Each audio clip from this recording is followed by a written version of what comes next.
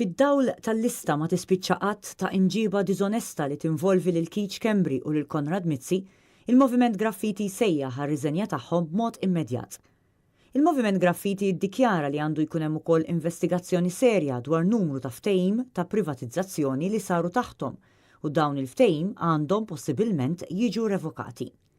Fis-stqarrija l-Moviment Graffiti jgħid li l-karigi ta' Mizzi u Schembri diġà ma kinux baqgħu tenibbli fl-2016 meta nkixef li kellhom kumpaniji offshore moħbija fil-Panama.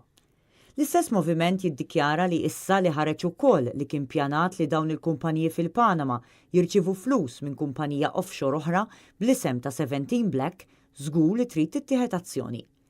Il-kumpanija 17 Black allegatament ita Jorgen Fenek, direttur ta' Electrogas, li hu l-konsorzju li jikkontrolla l-ġenerazzjoni tal-elettriku f'Malta.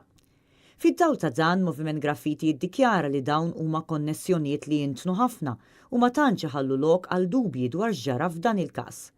Fil-waqt li huwa ġust li jintalab li jkun hemm proċess investigattiv sħiħ sabiex jinstabu r-responsabiltajiet kriminali preċiżi, ir-responsabbiltà politika għandha tittieħed immedjatament u Schembri u Mizzi għandhom jieqfu jistaħbew wara dak li l-Moviment Graffiti jittimbra bħala ċaħdiet patetiċi.